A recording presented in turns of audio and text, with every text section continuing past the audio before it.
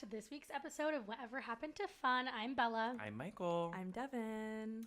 Whatever Happened to Fun is for the girl who's just white-knuckling it through the end of a Jennifer Lawrence press cycle. Oh.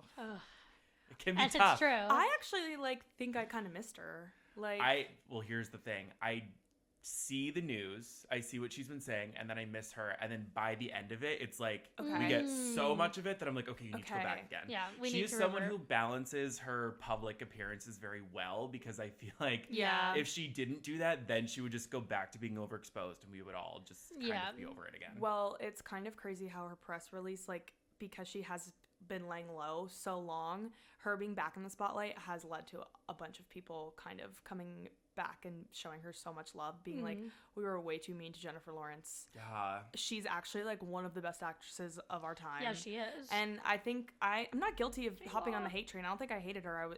I was just like, why were we all hating on this actress who was, she was 22 when she was peaking.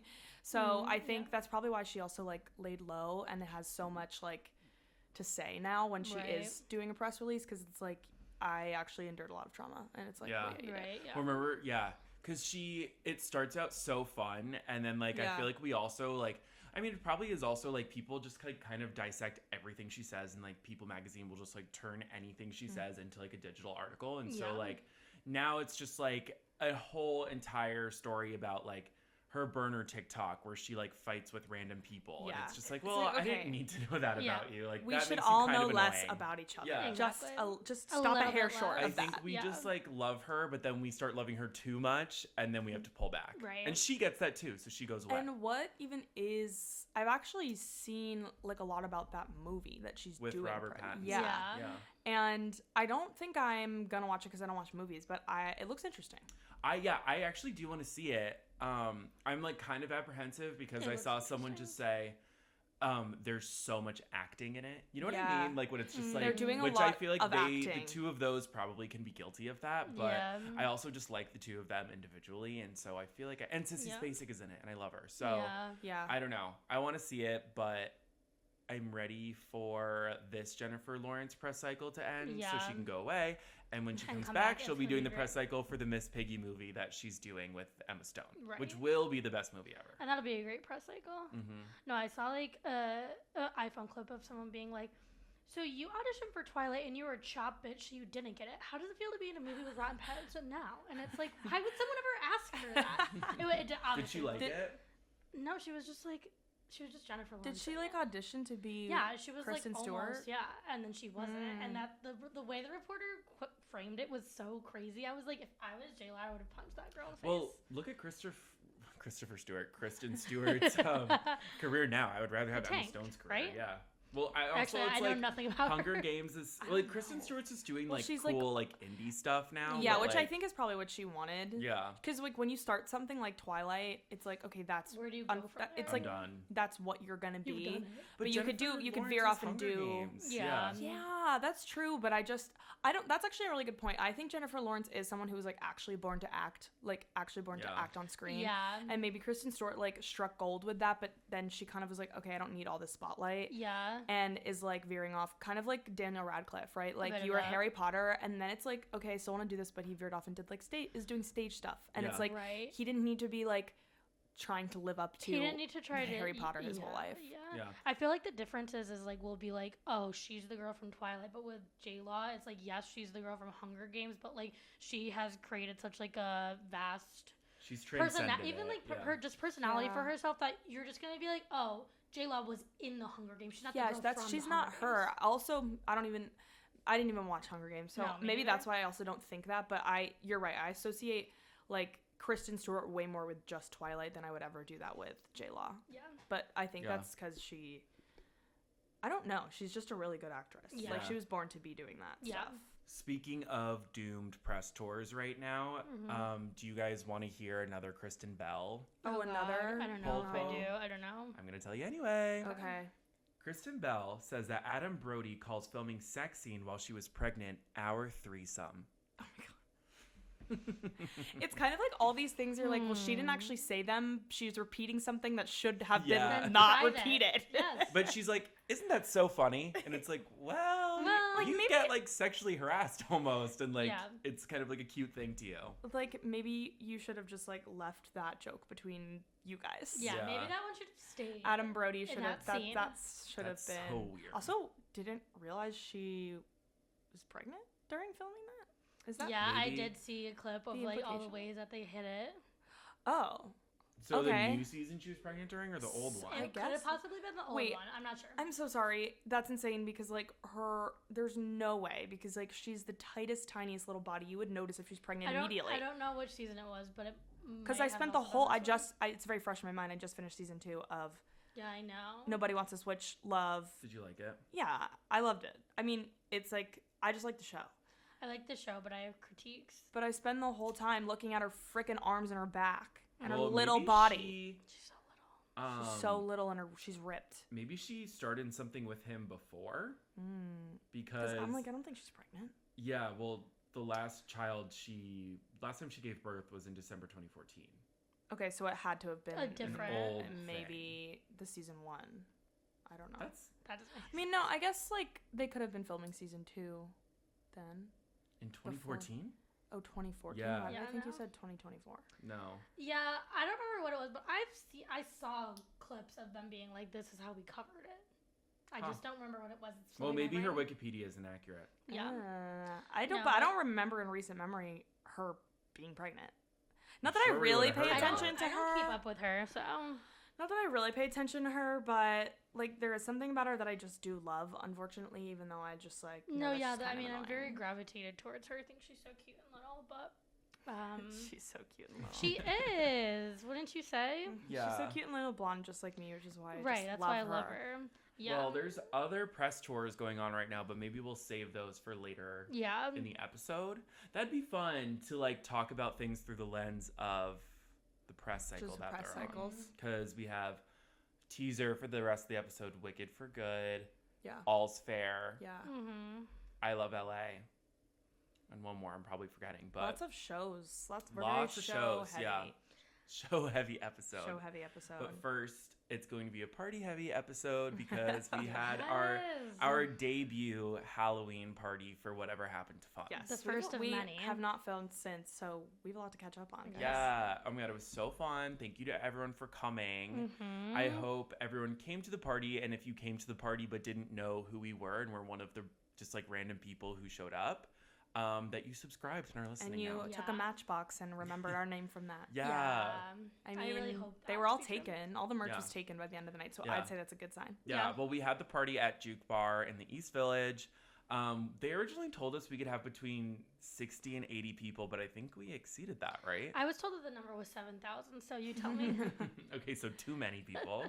It was under wraps because it was too many people. But apparently. We did get, just flaming hot reviews from the owners and the staff of Juke Bar. They said that, whatever happened to fun party is welcome at their bar anytime. Yes. So no matter what we did wrong, we did everything right. And I did like the venue. Like I had never been there before. I want to say we've never been to that bar, which seems like a bar I would have fun at like on a regular night. I agree. So I would go back. Great DJ. There's just like good DJ. I think a stigma of like ticketed events in general in Manhattan, like it is just your worst nightmare. Like, no, I don't want to spend that much money on a place that I'm not gonna be able to move in or whatever the case is.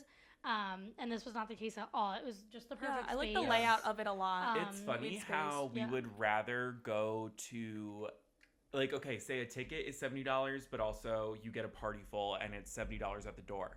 I'd say most people would rather go to an event that they got at a party full than an event they got on like Posh. Through like Posh or like Eventbrite or like Dykes. It just like makes it more like, oh, I have to really commit to this now and pay $70 like is way more like I just think daunting. Like, you're just thinking and it's also worse. Pay to have a shitty time, and it's like, so why would I want to do that? Yeah, I feel like big budgeted ticketed things like that like are never that fun.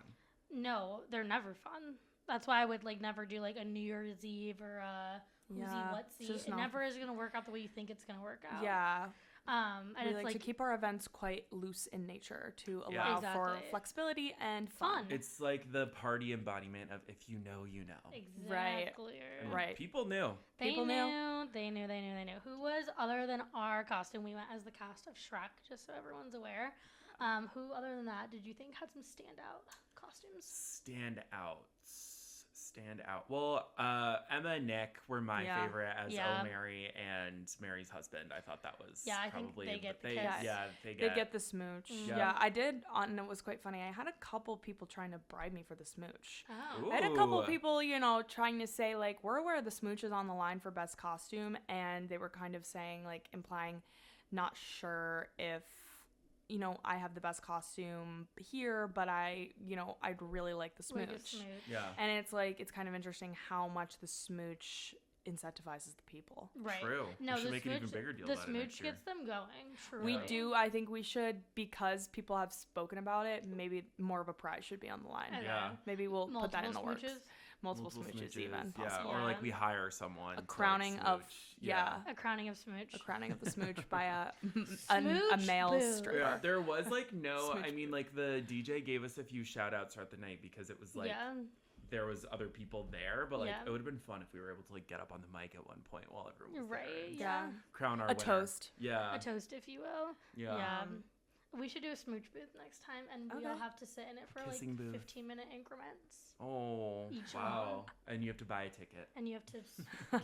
It's an extra price 15. tiered. Yeah, if you want to go in the kissing booth. We're recreating the kissing booth movie without Jacob Elordi and Joey King. I would love Jacob Elordi there, actually. Yeah. Well, so let's talk about that. He's invited Jacob Elordi actually a year in advance. His rate is, yeah. A year in advance, just so you know, just to put on your calendar now. If this helps things, you're invited. If you're reading this message, Jacob, you're invited. You're invited. But it was fun. Yeah, no, it was so Anything great. Else to add? It feels like so long ago at this point. Yeah, we've had. It was years ago to me. We had to take a week off after. Yeah, although this so was exhausting. our first. No, literally. Although this was our first whatever happened to fun party, it was our second actual Halloween party, and just in comparison, it was so much better. So I feel like we feel like drinks were so easy to get. Yeah, the space was a better space to do it. Yeah, and it just feels like we're on the track to serious success here. Yeah, we're improving. We've improved already, which is great. True. It's just great to know. Yeah. Yeah. All right. I can't wait for future parties, and maybe we'll pop up at another. Holiday. Yeah, whatever happened at Christmas, whatever happened to this, whatever happened to that. Yeah. Christmas is good, but it's so close to Halloween. Yeah, no. It is. I was actually thinking about that today. I was like, it would have to be like, we make committees, and by committee, it's like one of us takes Halloween, one of us takes Christmas, and then like there's a floater in between the two. A floating holiday. No, there's definitely something we can do here with any given holiday because we chose an amazing podcast name. So it's actually pat on the back to all of us here. Yeah, thank God. Thank God for our minds. You know what? What? I think December 21st is the anniversary of the Sex and the City episode that this podcast is based on. So that could be like that's actually our holiday party could be on that day. That's something really good to keep in mind. That's great to know, Michael. Yep, next year, 2026. That's a really put it on the calendar for next year. That's actually a really good celebration of the holidays and also us. Yeah. I love that so much. Okay. Everyone mark your calendars for December 21st, 2026. It's already coming up. It really is crazy though, like how quickly after Halloween happens, it's like, okay, Christmas. It's time for Christmas. Yeah. It is like you're on the roller coaster of cold month. And it's going so fast. And it is barreling. Because Michael was literally on his way here and said, "Oh, it's cold now," and it just happened there was just some that. sort of freeze warning or something that snowing? people got. No, it wasn't snowing, but people got a freeze warning from the weather app that was caution. And I ate ice cream outside today, so that's crazy. Well, but it was literally we had a 60-degree day 2 days ago. Right. It was above 60 degrees over the weekend. And there's always time for ice cream. It's just too confusing to me. It's just too confusing. And now I fear, though, with the chill in the air today, all too familiar, this is it. It's here to stay. It's kind of here to stay. So, but I always like to say that things don't get really depressing until after the holidays. There's plenty to celebrate in the next 2 days. It goes so fast, but there's plenty to do. We have we get to podcast around the holidays. Yeah. So we will have like some fun. We'll conjure up some good seasonal Christmas episodes, bottle episodes, and some games. Yeah. You know, really exciting stuff, guys. Really exciting. And it is just like, I truly, obviously we're biased, I think we live in the best place in the world for holidays. Like, no one's doing it like New York. Everyone wants to come to New York for Christmas. Like, it is just like, you don't have a second to be like, oh my God, it's so cold, because like everything's so beautiful and fun. Yeah, it lives up to the hype. I've actually already been invited to, this happened just last night. If I can tell a quick little ditty. Sure. I've already been invited to a fabulous man's Christmas party in the neighborhood. What the hell? Wow. This is like, I think I almost texted you guys. Maybe I didn't text you because I wanted to tell you guys. Yeah. But we're getting our reactions on camera. Maybe, and you know what? And I'll just say that this is like my concept of the week, because I had such a nice little moment of like, I met someone and I was like, at a bar, and I was like, this is like a little spark of like what reminds you of like why you love the city, right? Like when you just like meet somebody and you're like, they're just like a very cool person, and you could tell they're very like cultured and like a Manhattan person through and through, and it like gives you just like a little like warm feeling in your stomach of like, we all live in the city because we love it, but I think we get so bogged down with like the boring shit happening in our lives and terrible like formalities and the terrible things happening in the world that you forget like why you live in Manhattan. And it's like, oh, it's because you get to like experience cool people like every day. 100%. So I was sitting at the bar, at my boyfriend's bar, so he was working, so I was sitting alone, and I was having, you know, my second glass of red wine, because that's what else is there to do when you're just sitting at the bar alone. Right. And then this guy walked in, and he was kind of like a regular. You could tell he's kind of regular at the bar. He like kind of knew my boyfriend's. Like they struck up a conversation, and you could tell he was just someone who like sits alone at bars to get to know people. Like he like was talking to Owen about like everything about his life, and it was just like one of those really sweet guys, and he's an author. And basically he then asked Owen if he had any young lovely lady in his life, and I was sitting just a few seats down, so then we all got to talking, and he just loved us and was like, gave Owen his card, and he was like, you guys, I'm having a Christmas party, and everybody that comes to my parties, well, they're artists in the area and XYZ, and just young and upcoming people like you guys should really be at my party. And in my head, I'm like, I don't know what Owen's doing. I'm going to this party. Yeah. And he was like, I had one of these parties last night. You see my bags under my eyes. My parties tend to go to 4 a.m. or so. And I'm like, you were someone. How old is he?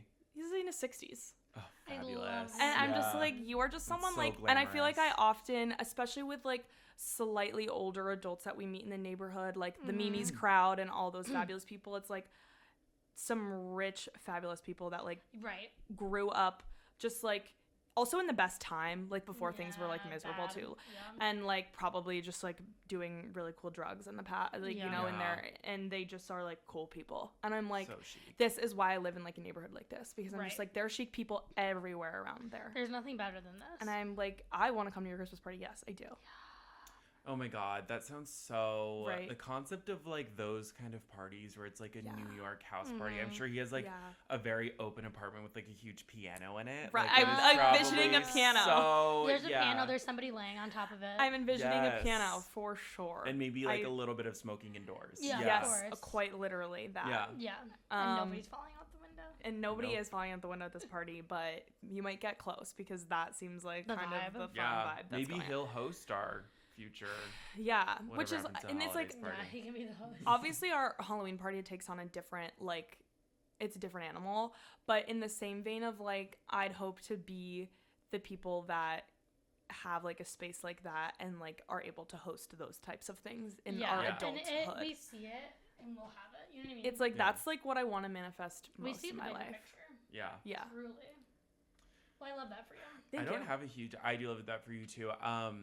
I don't have any huge concept. I will say that for the first time in my life, I since I turned 26, I had to go on my own health insurance and just horrible word from the wise on this podcast. If you're listening to this, and both of your co-hosts are up and coming 26, so yes, I'm warning you two. You right are now, the wise. Anyone listening. if you are getting your own health insurance next year or in a few years or right now, it's just as bad as everyone thinks. And I just spent 3 weeks trying to get a very simple prescription. And like it literally... Did you get it yet? I got it this morning. Oh my goodness. I spent 30 minutes inside of a CVS because it was like my dermatologist just like randomly decided to be useless, even though I was kind of being useless to her in the beginning, but that's a whole other story. And so she sent it to a pharmacy. The pharmacy said they won't accept my insurance. You have to ask this pharmacy to transfer it. After like a lot of back and forth, I finally got the pharmacy to transfer it to them. I get there this morning and they said that they weren't going to accept my insurance either.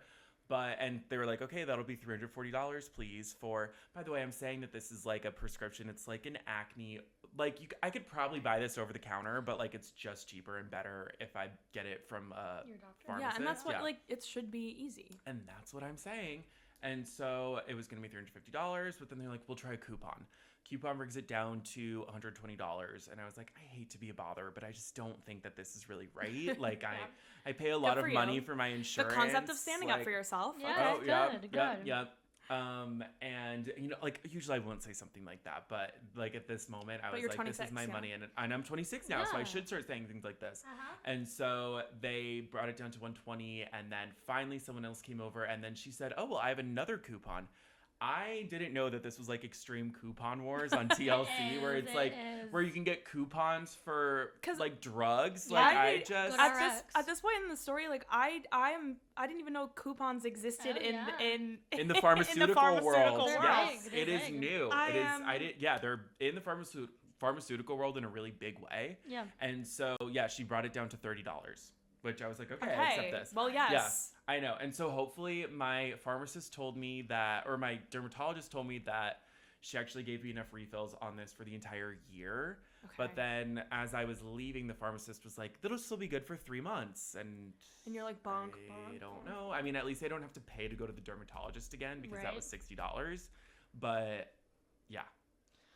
And I'm so sorry to hear that. It's like... one little warning, thing is actually 3 weeks of a whole big bunch of things. Yeah. And that's adult, and that's what I feel like the epitome of adulthood. Yeah, 100%. And then pharmacies actually, they don't want you to get your medicine. Like that's what I'm telling our listeners right now is that they actually don't want you to have this because no, they don't. Why? Oh yeah, like I'm sorry, it's my fault because I'm so crazy to think that a pharmacy would be open I don't know, from like, 7 to 8. Right. Or any reasonable hour. No, they're open 9 to 5. Right. So if you don't have a lunch break, actually quite literally exactly when everyone else is working. If you do have a lunch break, they're also on your lunch break. And they're probably on their lunch break they when get you're their on your lunch break. Hour off a day. And I was like, okay, so I need this now, and like I'm also complaining about an acne medicine that I've been able to live without 3 weeks, but I'm sure there are other people who need. No, but like it did affect your life too in a way. Though, like, my face hurts. It's these things of like they tell us we need to do all these things, right? Like go to the stupid dentist and go to the stupid dermatologist and the stupid doctor, which you do. I know I have to get find a dentist now. And who set that system up? And you're telling me that I need these things to be healthy, and then it's so hard for me to get them and so expensive. And that's really a whole nother thing. Yep. But it is the whole thing. When those it's little actually the whole thing. Happen to you when you can't get your prescriptions, it's just like well, it's the snowball effect of like, okay, but then this, exactly. I have to do this, and I have 1 million other things to do because I'm an adult. Yeah. Yeah. It's really the worst thing ever. So I'm backing you 10 toes. Thank you. 10 toes. Thank you.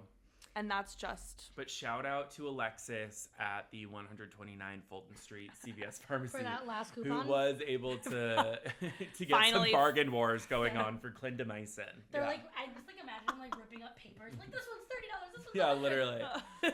The concept of bargain wars for your acne. For my acne prescription medicine. Yeah.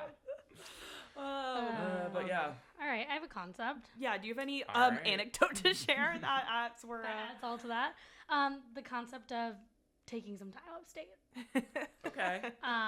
We did go upstate this weekend, but before we get into that, the concept of being upstate, obviously I'm from upstate New York, but it's just like being in a car. There's something about it for me, and listening to music, like a car that's not, obviously it wasn't our car, it was many, many Ubers. But there is just something about it that, I don't know, it brings me an amount of joy that like no car could ever bring me. In New York City. Ubers were taken. You've said this before that you love car time. You do love your car time. But like I feel like that's surprising that car time for you equates to Uber time because like Ubers for me doesn't feel like car to me. Yeah, but you do take the passenger seat, which probably makes it feel more like car time for you. Because I love the passenger and I'm seat. selfish. But no, I never want to be in the passenger seat. I want you to know that. And I was trying to get these long legs up there. I know. Make it clear. Well, I let you. Yeah, well, just. But also, it's like for me, I'm surprised you say that because for me, it's like I'm directly next to this person who's driving the car that I'm in, and like I don't know them, and so like that's a level of like uncomfortability for me, where I'd rather be squished in the back with my two other friends. Yes. Oh, I get real comfortable with anyone. Oh yeah, we know. Next, kind of my specialty. And that's it was fun. We went to Marist, which is where we went to college. Also, I just want to say, like, to respect for my upstate people, like, I don't say upstate because I know if I say upstate, people are like, well, it's not really upstate. Yeah. No. And I know for the sake of, like, right now, it is up from where we are. Yeah. So it's upstate.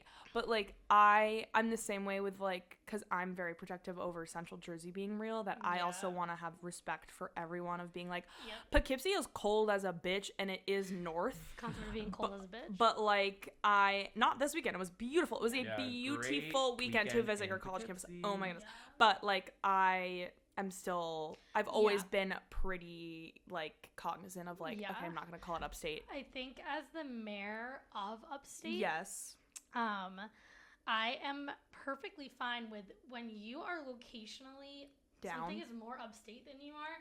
It's okay to say, "Oh, we went upstate this weekend because we dead ass did."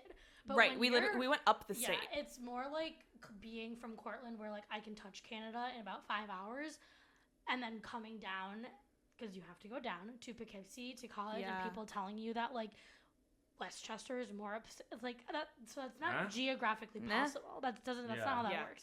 So, but I believe you can say I'm going upstate as long as you were traveling upstate. We did travel we up are the going state. Upstate, yeah. And we traveled it on that MTA, Hudson Line. If I was going back home to Cortland, New York after being at Poughkeepsie, I would say I'm still going upstate. Yeah.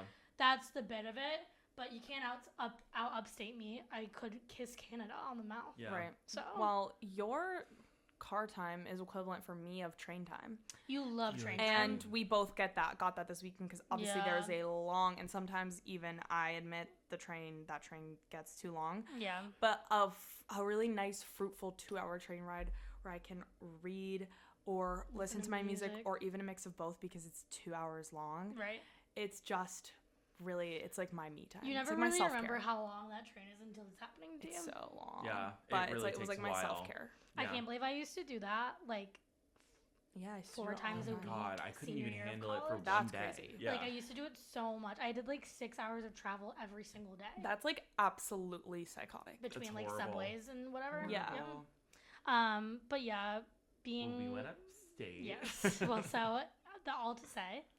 Yeah, we went to Marist. It was so fun. Yeah. It was, like, I said this, but... School. The weather kind of was a little gloomy on Sunday, but on Saturday when we did most of our walking and our frolicking, it was perfect. And I truly believe, like, if it wasn't like that on Saturday, I think I would have just stayed inside all day. It was the perfect because it was like this is basically why we planned it. Is like we have to do it in the fall sometime when the weather is still beautiful there, and we got the perfect Saturday for it. Like I cannot like just be grateful enough for like that perfect temperature. Yeah. We went to the farm that we like has like a little brewery, and we always just have such a good time there. And it's like there's only going to be like a few other people there and like one woman behind the bar, and it's like a woman-owned farm, and like they have like only 5 beers on tap, and it's like, well, that's enough for me, and I'm gonna go, you know, walk across the farm and pet a goat and sit in a barn and try to and also try to like swat away a lot of bugs and insects and bees. But you know, that's the upstate experience. But that's the experience. So. And like that's and it's like that's we got to visit school, but we also got to do something like we just wouldn't have been done. We couldn't do in the city, obviously, anyway. Yeah. Well, we can day drink. Yes, we visited school, but like for the last end of school, like we were adults, so we did it who had vehicles, so we like made other memories, I guess, than being on campus. Like, do you know what I mean? Yes, I feel like for when sure. you say like, oh, you're going back to your college, it's like, well, why are you doing that? And it's like, well, no, there's actually other things we want to do. Yeah. College isn't the only thing that exists in Poughkeepsie, actually. Yeah. So, and you do have to, go 20 minutes outside of Poughkeepsie to actually do the other things that you want to do. Right. But we'll still do it though. We're still standing 10 tones down on Poughkeepsie. Yeah. Well, there was a really just harsh and shocking reality reckoning that happened to us, though, when we got to our old school, which was that there is a new building on campus. And completely it was new. And, like, when we say new, it is new physically to us, but also new in the sense that, like, it is so today. It is so technologically savvy and like miles better than also anything huge. At Marist. Huge. It was so elaborate that and we got pissed. I was borderline offended. There was a matcha sign cafe in there. It was a cafe only for matcha, and they had ube. They had different types of matcha. Yeah, there was a lot. They have matcha. Ube matcha with that. We literally and as were a student, you could probably just walk up and like casually get an ube matcha, which is something that is not even like conveniently available to me in New York City. So the fact that it is on a campus for a school that I am basically still paying money to, but I cannot reap the benefits of, I should have been able to walk into that ube matcha stand and get a free one. Yeah. No, it just kind of felt like that scene in WALL-E where they're like looking at like the like really modern spaceship. Do you know what I'm talking about? I've never seen that movie. Yeah, I've seen it, but I don't. Well, it's just like basically they're looking out from like trash land, and it's like the most beautiful modern spaceship you've ever seen. Yep, that's what it felt like. They all live there. And there was a mock courtroom, and all of, we literally were like stomping around, like looked at this nice electronic map and like using the really nice elevators that don't even feel like you're moving. You're like, well, guess we have to fucking see this mock courtroom on the third floor. To the all gender bathrooms. It would have been over. Wave to open doors. Like, oh yeah, please. Oh my God. Ridiculous. Pissed. A bank. There's a bank. A fully functioning bank in there. Pissed. It's so annoying. And it's so annoying. Well, it's also interesting, like, of visiting and seeing the way things change, because it's like obviously things change, but we haven't even been gone for that long. And it's like some of the most pinnacle parts of like our campus or like around the campus had changed, and we were like, is anything sacred anymore? No. Like that freaking building being so huge it was offensive. Yeah. Our literal like go-to deli being not there anymore, where we've spent so many countless times in memories and drunk food having been consumed, not there. And then our favorite little food corner store essentially on campus being taken over by bastardized by like those just like crazy, Grubhub pickup. No, like it was like Uber technology locker. It was like technology lockers. It's like, oh my gosh, there's no where's the humanity? Where's the charm? Where's the charm? charm? It's gone. But it's gone.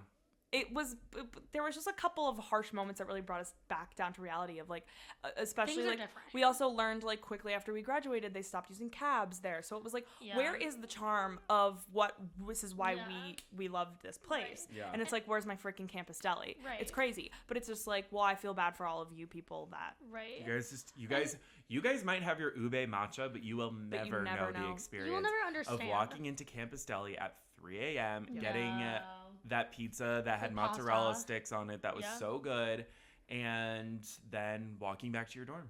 You'll never get it. Actually, maybe that is a really good way to tie it all up in a bow, which is, we prefer our experience. You can go into your big giant building with, it has like 30 offices, like Hogwarts and level matcha, staircases, but it is empty. And our campus deli was full. It was full. So of love, of laughs, of truly vodka. You know, like the TikTok trend that's like rich in life. Like we were rich in life at Campus Deli. We were rich in and life. now in that big ass building, in architecture. They're rich in their wave to open they're doors. Rich in something. And you know disgusting. what? Having a bank in your like classroom building is so boring. Like, that's not chic. I don't know. No, it's like a bank is such an eyesore. It's almost just kind of like, you're doing too much. You just had that just to do it. Yeah, like the Hudson Valley Credit Union is really like making an appearance on campus. Like, now you're just rubbing it in. It's like you're just doing too much. Yeah, you are. I have a follow-up question. What classes happen in that building? Because like every building, that's the point. Every building, like none of them do. Yeah, every building on our campus, there's like specific like.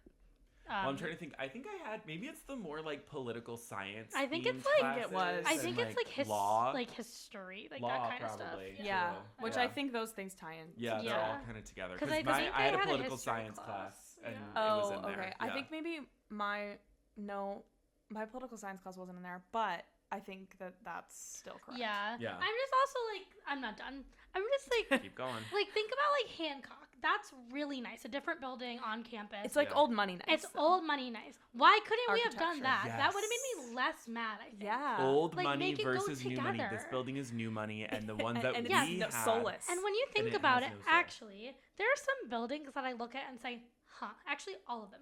Do they go together? Who thought of this and at what time? There was no fucking landscape here. And don't even get us started on the fact that there is a halal stand on campus now, because that is even worse. We should have opened that, really. We should have been. We moved back to Poughkeepsie to work at the halal stand. I mean, sure. I mean, anything better than for work is the better day I had today. Yeah. But yeah, that was our trip back. But it was so college. Lovely, and it's just a nice reminder of like, the passage of time, you know. Yep. But we still have the people that we're with, and that's the most important thing. Yeah. To pass time with, and now it's a little different. We did. Now we just are in the big freaking apple. The freaking apple. The big freaking apple. Which Devin got invited to a holiday cocktail party. Yep, so. And I can see the new J.P. Morgan eyesore building from my shower. Yeah. Which is literally a shock when I take nighttime showers, because I looked out just now, an hour ago, and it's Veterans Day tomorrow, which is why there's an American flag graphic happening.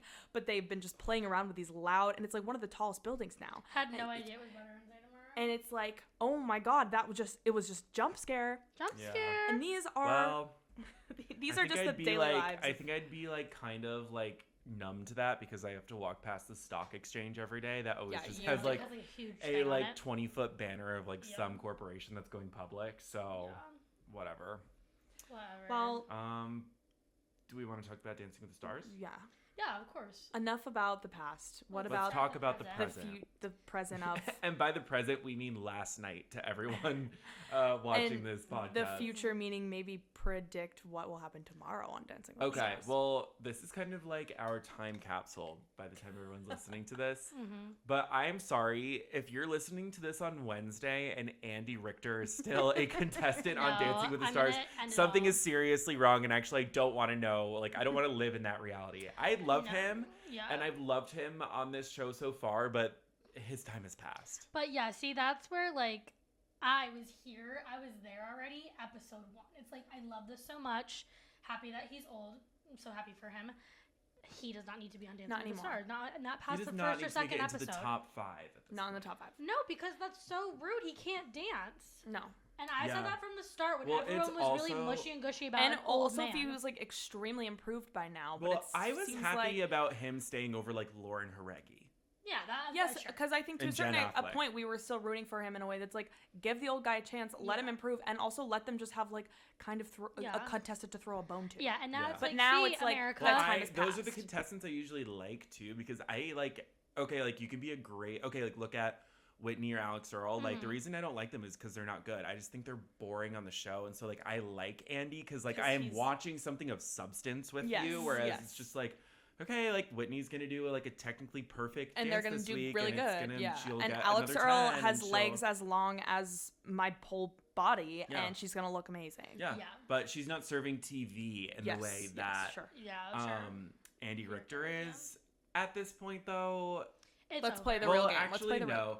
If Andy stays, if it's Wednesday and today, and Andy is gone, but Whitney has left, then I'm the biggest Andy Richter fan ever. That would, but don't you not think that would cause some insane uproar?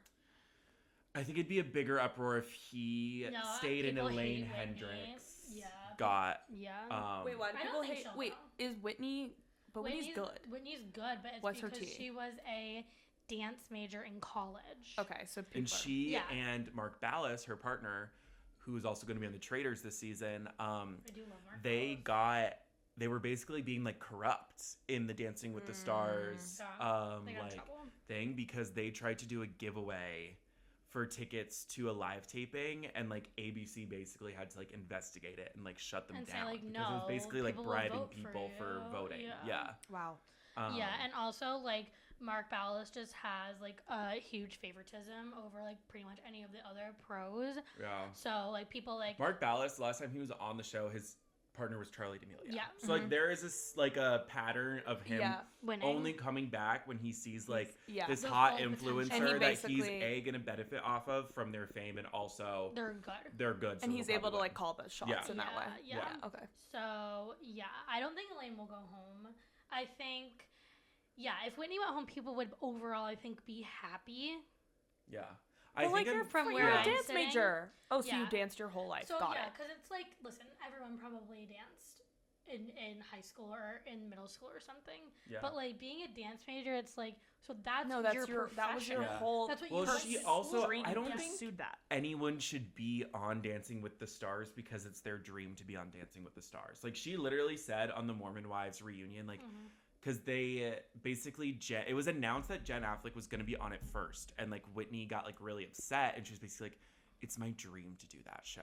And, like, she got really pissed off. But then they added her, she just got her way? I hate that. Basically. And so I don't think it should be anyone's dream to be on Dancing with the Stars. No. I think you should be on Dancing with the Stars. Like, you are fighting for your life to remain relevant. Or, like, you are, like, that is when the real hunger comes out. Yeah. And, like, that's what I want to see. Elaine Hendricks is fighting for her life.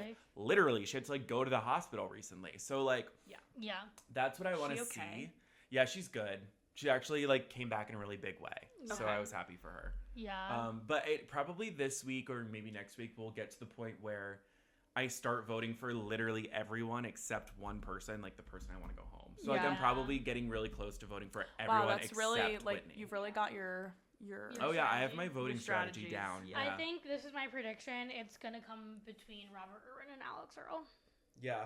So we're saying top 4 is Robert, Alex, Jordan, and Elaine is what I'm locking. Is what I would like. Unfortunately, I think the 4th place could be Whitney though. If she doesn't go home this week. We got to get rid of her. Okay. So everyone really needs to lock in. Now that there's less people, I'm good at like following along now because I know who competition's hitting up. Yeah. I do like obviously like I think I'm probably the sole Alex Earl defender on this couch because I do think she has improved since week 1. Like I have watched her improve. No, she has. Not greatly because she was already good. She's already good. I do see her like now she's like at a level that's like okay, she's like understanding what's happening. But there's still this part of me that if she won, it's like, well, that's not fair because she is Alex Earl. Do you know what I mean? I think obviously like Elaine is my favorite just because it's like I like watching her, and I think she's kind of like the best Dancing with the Stars story. I think I want Jordan Childs to win. I think I love Jordan Childs. I want her to win because I want Ezra to have his moment. I know, because he's had such a tough go, and his choreography is so good. Yeah, so he's even good when like he'll admit that something like when like Brandon or like Val get critiques from the judges, mainly from Karen, they get so pissed. Whereas like last week, Ezra was like, we really took a risk with that like rope thing, and like it didn't pay off, and he like apologized to her, which I thought was like nice. But that's like it's making for better like. You're rooting for them more to win because it's like making more chemistry and just like more like like you said, like if it's Alex Earl, it's just like okay, oh awesome, like you're boring and you won. That was what happened with Charli. Yeah. Although I like Charli D'Amelio, but Charli was really good. I mean, she was really good. Charli was probably the same level as Whitney. But I think Charli's just more likable than also, Whitney. Charli also is known for dancing. She is literally a dancer. That like should never be able to happen. But then we would have to go back to the beginning of time on Dancing with the Stars. So it's like that curse is never going to be reversed. So that I guess there's like a misconception that it's like the stars can't be dancers, but then it's like, what is the point of that? I think it's just like some star. There's such an uneven playing field from the start. Like Charli D'Amelio is crazy. Like she's the best dancer of all time. Yeah. Like, obviously she was going to win. That's why I think Joey, what's his name from The Bachelor, winning last season was really good. Because he was not, I mean, maybe I like that. He was like a... No, he's so likable. I just love him. He was like a cheerleader or something, but he was really good. Yeah, no, he was perfect. And he was like a good winner. Like, it's yes, you're good, but obviously you're not like a dancer. Like, yeah, no. He's so likable. He's just the likable guy. I've ever not met. Okay. Like, that's honestly, really actually bold to say, and I think I'm here to like stamp on that. Do you listen to the Dancing with the Stars podcast that he hosts? Not even for 1 second. Okay, good. No one listens to that. Listens to this instead. Yeah, exactly. You know who's in New York this week and said, whose podcast should I go on? And I swiped up and said, mine. Tana Mojo. She's going to see Trisha. Yeah. I know. She's in New York City for the whole week. How do we get her right here? Do you think she would? Like, be honest. I mean, if anyone's going to convince you, it would be me. Big update for us and this podcast. I got to personally tell Trisha about our Death Becomes Her costume. Yes. Yeah, that is true. Big. Yeah. Oh, Trish. Should we talk about that? Yeah, Belle and I saw Trisha in Beetlejuice on Broadway. And I'm just so happy all for 5 her. minutes of her. Yeah. All 5 minutes of her, but you know, it was perfect. But yeah, as you said, that's probably like it's like it's stunt casting done correctly because we all know that it's not like she really could have done anything more, and so it's like you're not really compromising the integrity of the show, but you're also just doing a fun thing that will put people's asses in seats. Yeah, it's stunt casting done perfectly. I feel like there's so many stunt casting that I've seen because I love the people, and like it just makes me so happy for them. Like it makes me so emotional. Like I'm so happy that you're here. I love stunt casting. Yeah. Like Pamela Anderson, we saw her in opening night in Chicago. Like that was insane. Even I hate Chicago, but I'm so happy for her. Love Pamela Anderson, right? And there was another one that we saw, but the person's canceled now. So who? Colleen Ballinger. Oh yeah, we did. Well, she was like a musical theater girl though, so it like wasn't really. Yeah, and did she also not do that good anyway, or what? I thought. I mean, at the time, I thought she was good. Yeah, she was really good. Yeah, I loved her, so I was really happy for her. I've like never listened to her sing and thought like she was actually like all that good. Well, she was just played the annoying part in Waitress. But yeah, I guess that makes sense. Yeah. But yeah, Trisha was great. Trisha was so good. It was so fun. I was happy we got to see her. No. And then maybe her on Dancing with the Stars next season? Yeah, she would make it to like the 6th place or something. She would be a phenomenal cast on that. Yeah. I hope she gets to go on. Again, she would be, she's the perfect person for that. She actually said, because I feel like everyone was like really ready for her on Dancing with the Stars this season. And like, I think even Ezra was like campaigning to get her. But she said like when she found out she didn't get Dancing with the Stars, like 2 weeks later, Beetlejuice called her and like gave it to her. Or like not even 2 weeks later, like 2 days later or something. So everything happens for a beautiful big fat reason, you know? Yeah, everything happens for a beautiful Beetlejuice reason. Yeah. And I love that damn musical. It was really fun. What else do we have to talk about? What else did we what else did we miss in our little Kim rest? Kardashian starring in a new it's Hulu. Yes. I fuck with it. I think it's so good. Listen, I will say, like, after half watching a few episodes, like, I don't need to go back. I enjoy it, and I'm happy to put it on in the background of like whatever else we're doing, and we want to like. I liked tuning in to it. And I don't need to like. And tuning out. Also. And also tuning out. But like from what I got from it, it's not like it's about Kim Kardashian. Like it is, but it's like there's a lot of like any Ryan Murphy production. A lot of movie there pieces. Are a lot of different little storylines that come and go. It centers around like 3 women, really. Yeah. So it's not like it's fucking insufferable because it's Kim Kardashian. They very smartly really don't give her that many lines, and they very smartly have her play herself so that her acting's really not all that bad because she's not really acting. She's just Kim Kardashian. Yet somehow she's still bad at that. Yeah, I mean, it's not her performance, but it's not like as bad as you might expect. Is bad, but like it doesn't ruin it. It's just kind of like it is like a soap opera. Like I don't think people like are. I feel like people thought it was gonna be like a big drama, like prestige, like people thought it was gonna be Hacks, and it's like no, this is just like. Well, if you know who Ryan Murphy is and have ever watched a Ryan Murphy production for even a second, you should have known that was the wrong thing to expect. Especially today, like I mean, maybe like a long time ago he wouldn't have been able to write Hacks, but like obviously if you've watched anything he's put out in the last like 10 years, like none of it is good. He should have stopped about 8 to 10 years ago, but since he's still here, it's like okay, I can watch this and take it with a grain of salt. I just am like so confused by people like having so much negative commentary on it, because it's like So what do you think it was going to be like? It's a show with Kim Ryan Kardashian in it. Well, yeah, I think it was definitely marketed that it was going to be maybe a little better than it is. Like, but obviously I don't judge them for. And then it, for it to debut 0% on Rotten Tomatoes, it's like, all right, like nothing is a 0%. Sarah Paulson's performance in this series is worth like at least a 55. Sarah Paulson is in it, so yeah. So let's just give let's just give it a 20. Anytime I want her to be in it, like more like. Anytime she is on screen, I am so happy. She knows exactly what the show she understood the assignment. Yeah. Like I sometimes feel like the other people are like it feels disjointed because like maybe everyone thought this was like their Oscars, whereas Sarah Paulson's Sarah knows. I know what I'm doing. And I think Ryan Murphy very smartly casts in the way of like he has his people on his like Ryan Murphy cinematic universe that are like the actors, like the people who are like going to carry the show on its back in its way of it's like they're actually going to storytell because they are amazing, and that's like your Sarah Paulsons and your Jessica Lange's, right? And then he's going to contrast that with like the like worst actor you've ever seen, Kim Kardashian, or like the hottest guy that's gonna have really stupid lines. Yeah. Honestly, and they're like that contrast is what makes it like good. If you have someone like Sarah Paulson who like knows that, right? Like we have Glenn Close, like that's also like she's great. We have people who know what they're doing on screen. I think people need to knock it off first of all, and just step back and look at the wider picture. Like we're getting so many cool things, like the shots, the sets, the clothes, oh my God, the some moments. Of that. It's just a moment. Those Birkins, like, those must be from her personal. Oh no, did you see? You didn't see the video? She made a whole video about like every outfit she had. I feel like she's gonna do it for every episode, and it's like half of the shit is just from her fucking clothes. Yeah, I'm sure. That's funny.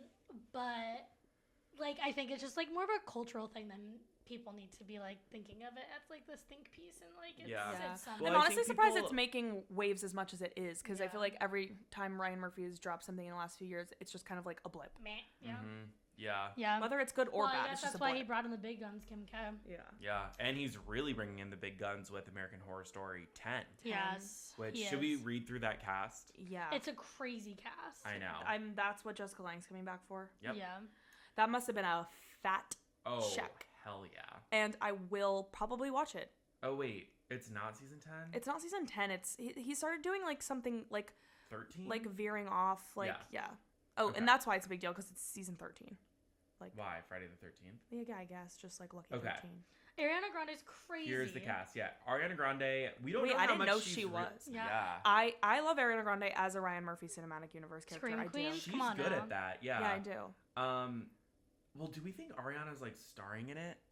Or do you think it'll be like when Gaga was in the Roanoke one and it was just like one possibly, episode? but the way this is looking like she has a big part in it. But it also does just say that joins. Was probably just variety. Yeah. Okay, Jessica Lange. Yes. Sarah Paulson, Evan Peters, Angela Bassett. Oh my God, Kathy Bates. This is everybody. Emma Roberts, Billy Lord, Gabri Sidibe, and Leslie Grossman. Okay, I don't know like the dream team. Who's missing from that. But can we also just talk about like Evan Peters and Emma Roberts? Crazy. Have been divorced, and they are going to be on this set together. That makes me think. I mean, honestly, I hate to say this. I hope Emma Roberts doesn't have a big part because she was awful in that Kim Kardashian season of American Horror Story. Oh, I had to stop watching because honestly, I thought she was worse than Kim. See, she's so hit or miss because I do love Emma Roberts. I love her too. Met her once. Love her. She is, not a good person. And I don't think really Evan Peters is either. Like, I think it's just a kind of like a little... They probably just, like, destroyed each other. I think it's, like, was just really toxic. So the fact... Like, they were married, right? They were either married or, like... Was Evan Peters in that Ariana Grande music video, or am I making that up? Yeah, he was. Aww. Oh, wait, yeah, which We one? Can't Be Friends, Wait for Your Love. He was, like, when they got, like, their things destroyed. Yes. Sorry, if you guys didn't remember. Yes, that was the last Ariana Grande music video I watched, and I cried because probably it was Evan Peters. I would probably, like... drag my feet across broken glass for Evan Peters as a 13-year-old or a 25-year-old. Like, I will do that. But I just think it's like Jessica Lange getting Emma Roberts and Evan Peters back together, and maybe, like, as we know, like, it could be completely separate, like they might not have anything to do, but it's just like the fact that this is all happening. Billy Lord, like, it's all like, I do as a original American Horror Story fan who hasn't watched in so many seasons because it fell off. What's the last one you watched? Mine was Roanoke. Roanoke. Yeah. I started the Kim Kardashian one and then I couldn't finish it. Was that in college or right out? I don't even know if we were in college. No, I think it was high school. Oh, really? Because college started with Colt, which I did not watch, which was like the Trump season. You know what? No. It was Colt with Evan Peters. Evan Peters was Colt. Yeah, he was like the Colt leader. Cult leader. Yeah. I did watch some of that, but it was so forgetful. Then there was like the double feature one with like aliens. That's when I fell off. I remember that. Colt maybe, but I didn't even finish Colt. Like I don't think I finished it. And then there was the New York one that was like 2 years ago, which I didn't watch. Yeah, no, I completely fell off. But this is like huge, and He's it's like giving it his best. I'll watch this. I will have to at least give it an old college try. Give it a screening. I'm surprised Ariana's doing it. I think she must have a small part. Yeah, her part in Scream Queens was like she dies early, right? But like she still has has like the Drew Barrymore stand-in, right? Yeah. But like it's still important. Murder House, Asylum, Coven, Freak Show, Hotel, Roanoke, Cult, Apocalypse. I started. So no, I just because Apocalypse was the Murder House Coven like mashup. Yeah, I remember, and I don't care, and I didn't 1984. I didn't watch double feature. What was 1984? I do. I remember like seeing about it, but I started Cult and I didn't finish Cult, and I was watching it with my mother, so it should have been 2017. I was in high school still.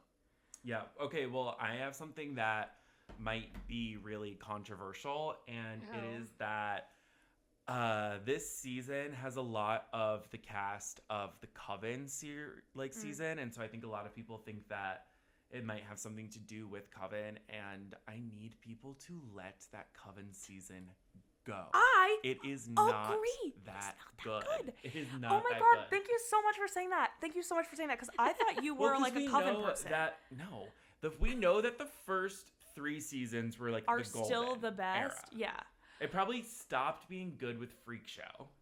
Well, I think Hotel is amazing. Well, then Hotel kind of brought it back, and then Roanoke totally fell off. Freak Show, but unfortunately, Coven was not that good. Falls flat. Coven, okay.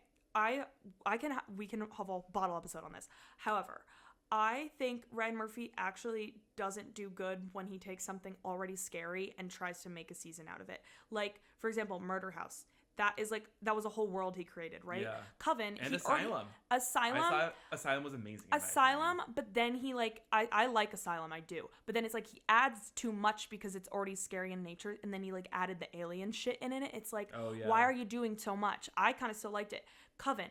You have witches. It should have been good already because you had witches, and it just falls flat because you just like, I don't know, just there's too much going on and also not enough happening in that season for me. I personally think that Coven falls really flat for me. Yeah, I don't like Coven that much. Because I just think it had so much. I think it has a good cast. When you think about it, witches and what's her face? Oh, what's the blind, the one that's blind, the one with the eyes. I'm drawing a blank on the actress's name, but and like Sarah Paulson, like you had an incredible cast and like idea. Yeah. But it just doesn't. People think I dare anyone to say that Coven is the best season to actually rewatch it. It doesn't hold up. It just doesn't hold up, and also. Although, should we watch it before we go to New Orleans next year? Sure. I think a hotel rewatch is in the works for me. And I would always watch. I think it's an amazing season, but I'm also just like love Lady Gaga. So. Yeah, and I love the aesthetic. The like. Yeah. Oh my God! I went to go see Oh Mary last night, and the guy playing her acting teacher is the guy from Hotel. Wow. Wait, which guy? Cheyenne Jackson. Oh yeah. He was like, yeah. I love Cheyenne Jackson. I think he and Jane Krakowski were like love interests in 30 Rock. Which, by the way, I think I said this in our last episode, but I am doing my 30 Rock watch. Are you still? It's going well. Yeah. Okay, good. But yeah, I think they were love interests in that, so like people were really excited that they were reuniting. That's but so yes, funny. I know him as Cheyenne Jackson is one of like the 6 men that Ryan Murphy used in rotation that all kind of look alike, but they're all different. Yeah, there was like the 2 guys in that season looked exactly alike. But Cheyenne Jackson's like my favorite. Yeah. So I mean, stay tuned. I mean, we don't even know when this new season's coming out. But that is interesting. Again, we don't even know when it's going to start news, filming. But I'm sure they're just writing it. I gotta, I mean, I think I have to see it through. I have to see that one through.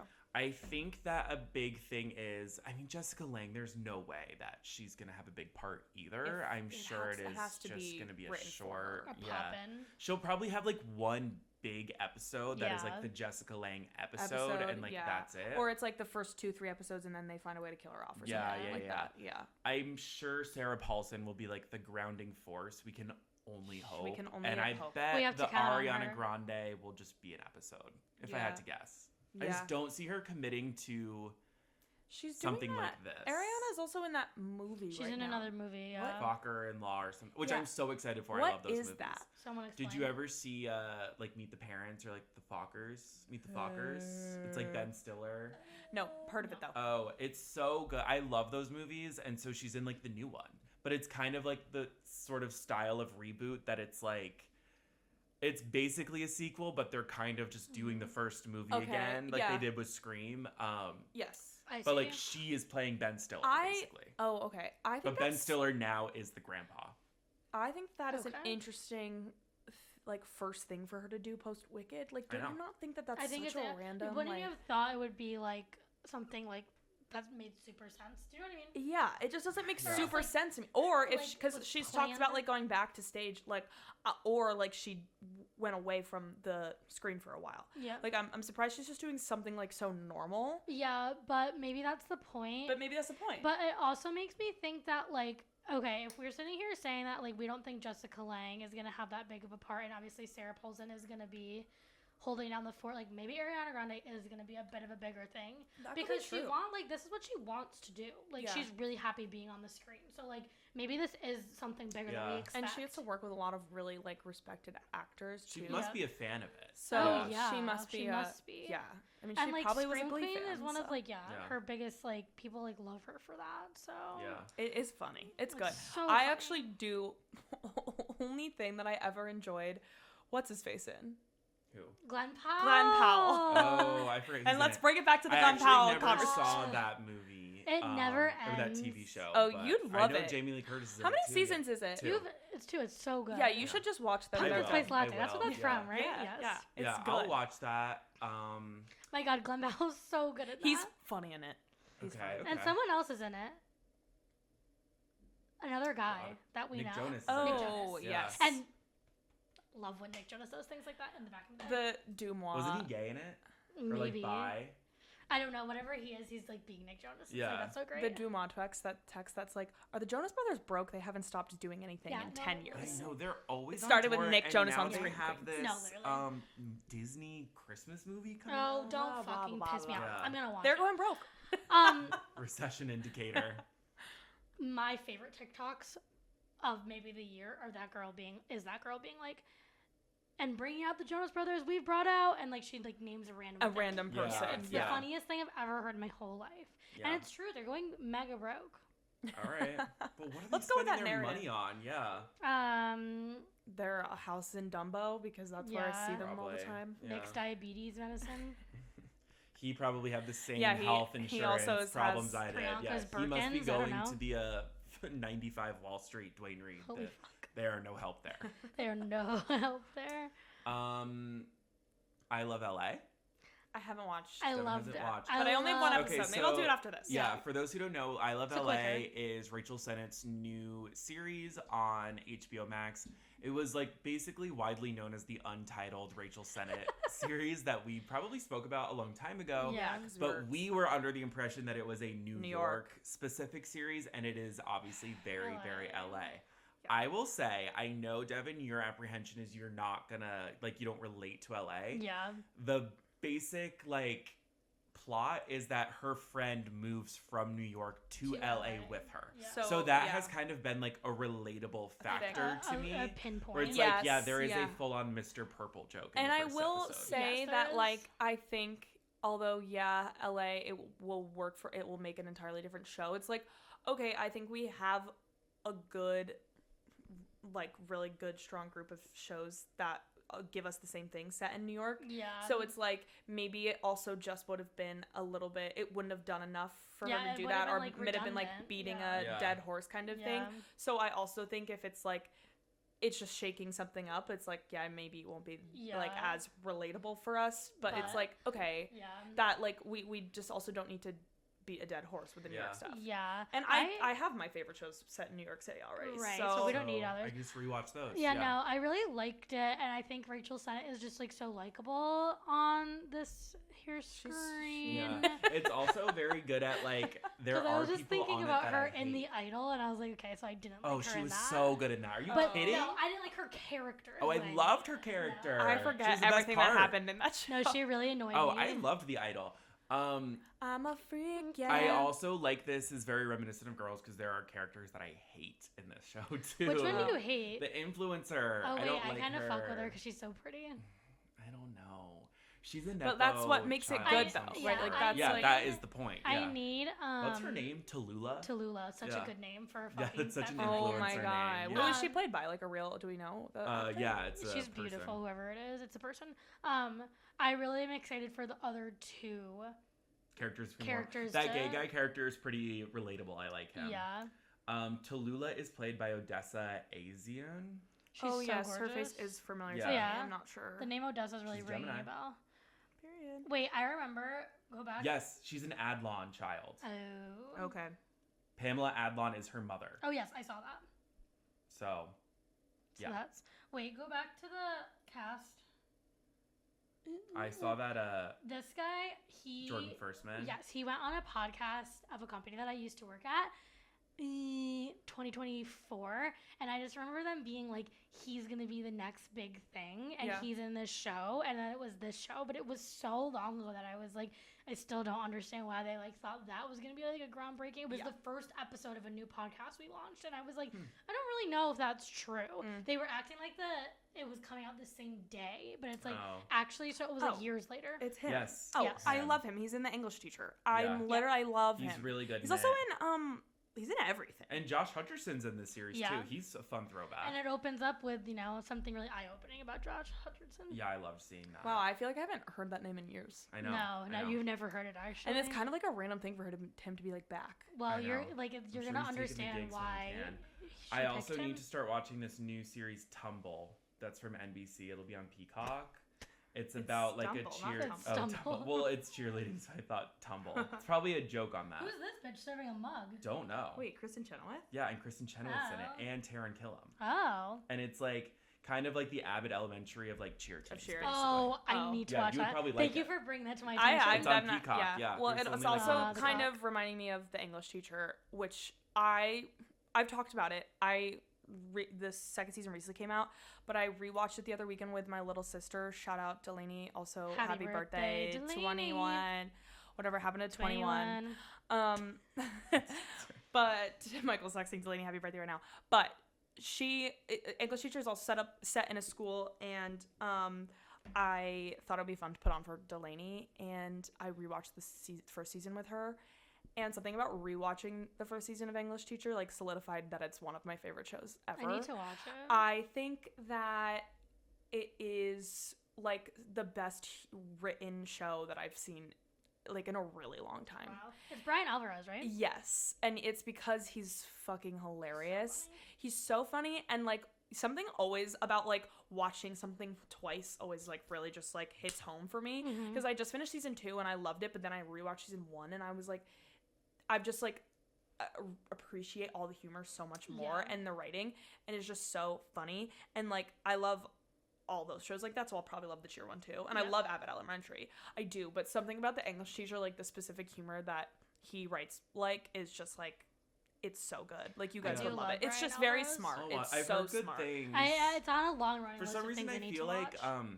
season 2 didn't make as much noise, but I think it was I because feel like I saw some season 2 hate, but I was blocking it out because I know you love it so much. I don't get honestly anything about it on my For You page. I just follow him and like love the show. I do remember there was like something that was like people were not happy about, but I don't remember what. I was like nervous it wasn't gonna get renewed. Assault, yeah. Yes, and he does a really good job at burying those, I will say. Like he must hire a person to like really bury those. Yeah. So I'm not really necessarily sure. I haven't read into it because like every time I see something, like, it's like it disappears. Yeah. Like I'm like, oh, what is this real or not? But yeah. All right. Lots of good TV. Yeah, TV's really making making a splash these days. For us today, it is right now. On this episode, Thank you for coming to our TV episode. Whatever happened to TV? Whatever happened to TV? That's just the name of the. What's the name of the episode? Anything else? TV or no? Or I mean, not TV. I know we kind of said Grammy nominations, but I don't really have much to say about them. Oh yeah, I mean, to be veering away from TV, I think basically. The thing with the Grammy nominations is that it went pretty much how we thought it would. So which is good. We knew it was gonna be Kendrick. We knew it was gonna be Gaga, right? That's what it's gonna come down to. And Mayhem for Album of the Year. I think it's really, really important. I think it's really important to me. I think it's really important to me that Mayhem wins Album of the Year, but that's not a shock coming from anyone on this couch. And I also think Abracadabra alone deserves its flowers. I also think maybe Record of the Year. Yeah, I also think Kendrick does deserve some wins in there, but do I think he needs Album of the Year for GNX over Mayhem? No, I don't. Am I surprised Man's Best Friend got nominated? Yes. Am I happy? Yes. I love the Jack Antonoff representation of the Grammys. Surprised it got nominated. Just to get it nominated, but I know it has no chance of winning. Yeah, I was a little nervous. I remember when they first it wasn't nominated for something. It didn't get best pop vocal album or something. Yeah. It was oh god, are we gonna walk away with her not getting anything? And it's weird that it was not nominated for that, but nominated for Album of the Year because I would be way behind it winning pop vocal of the Album of the Year if Mayhem could win. Yeah. I'm personally so happy that Cat's Eye was nominated for things. Oh yeah, I love that. Yeah, Best New Artist. Right? Addison Rae, Best New Artist. Sure, what the hell? I mean, do we think she'll win over Olivia Dean or Lola Young? No. Maybe though. Oh, I also think Cat's Eye's performing at the Grammys is what I heard, and I'm excited about that. I want to say a big fuck you to the Grammys for nominating Alex Warren. Actually. Yeah. What is wrong with you people? I actually have done a really good job at blocking out anything about Alex Warren's. I don't even really know what. Oh, do we think Bad Bunny will win? I think he'll. Oh yeah, because the Photos song, he'll definitely win. No, one big complaint. There's way too much swag. Yeah, what the hell, people? You guys are supposed to be the Academy. Come on. This is the Academy. And it's okay, I guess you can nominate Golden from K-pop Demon Hunters for Song of the Year. Whatever. I'm not even mad about it. An inescapable, I'm not mad. Yeah. But why? Can someone tell me Wildflower? Why? How was Billie Eilish eligible? I thought she was eligible last year. She released it as a single, that and that was able to count. Okay, that's what I thought. It's basically her, and it's she always wants to come across as this cool, chill girl, but I feel she does. Her really Infinity care Billionaires and it's she's probably gonna win. Yeah. And I freaking love that album, and I hate them so much. And I want to keep defending them, and I can't. It's hard when they're when he's liking hate tweets, TikToks about Taylor Swift. It's you are actually a famous person. You can't do that. Yeah. And Billie Eilish making comments about no one should be a billionaire when she's probably a 900 millionaire. Yeah, girl. Shut up. Yeah, no. When you take a fucking Google sponsorship, you don't really have to be Me when Wildflower sweeps the 2026 Grammys. It probably will. They love her. Remember? And it is a great song. It's a great song. I'm just it doesn't hold up for this year. I'm it's so unfair. It's just whatever. A song from 2024 should not be at. Also we can celebrate. Into my 2026. Please. We can celebrate Gracie Abrams not making even a little mark. Sure. That is so good. That is so good. That is really good. That is so good. And you know what? I didn't even Audrey notice. Hobart didn't get Best New Artist. I would have liked that for her. Yeah. Audrey Hobart. And I wish I don't know if maybe her album didn't count. Maybe and I also feel she can continue to grow and make big waves for next Grammys. Obviously I love her so much, but I think also her not being nominated gives her more room to continue to grow and change, because if she was nominated, then it's she's at a certain peak that she can be nominated for a Grammy, and it's no, I need to give her more time. I think she's going to grow a bit. I don't think she wants to. I feel this traction on the album though has only grown in a really organic way. That the album can continue to grow the next way. I'm just wondering if she's going to be the type of person where it's she releases this album and she doesn't do anything for 10 years or something. Because it's also just she's so normal in the eyes of what we consider to be a pop star, that it's if she became the most famous person overnight, I just wonder how that would go down. I'm happy with this. I see her as an Alanis Morissette type, or 100%. Someone who's just kind That's of a great, I don't know great how many comparison. years between Alanis's albums, but I just feel she's She's gonna have some iconic moments. She doesn't want to be like. Her vocals are just so good. It's really crazy. Fun. Yeah, she's a million times better than Gracie Abrams. And any reason Gracie Abrams is slightly good is because of Audrey Hobart. I want to move everything Gracie Abrams has and shove it over to Audrey Hobart. Well, and it's funny because I didn't even really notice Gracie Abrams wasn't nominated until someone was celebrating. And it's like, because you don't notice it because I fucking hate her. She makes no squeak.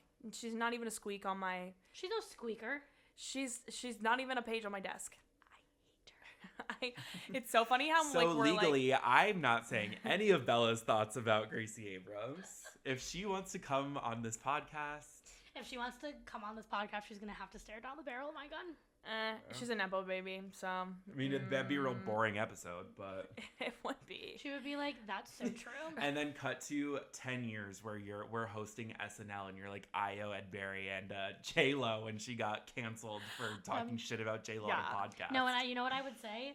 I meant it. I'm gonna say that. That's the opening and of she's the gonna SNL go clip. and fucking tank SNL, and she's gonna crack, right? And she's gonna be flat. I don't see her. Sorry. Did you see her at Vogue World? No. Why? Wait, what is that even? What is Vogue World? Vogue World? We don't have enough time left in this episode for that. We actually have a thing. We actually have a thing. We have to go. Yeah. So does Gracie Abrams out of the industry. Okay. Well, thank you everyone for listening. Tune in next week to find out what we thought about last night's Dancing with the Stars. Right. You got it. And also 3 nights ago's episode of I Love LA. Yes.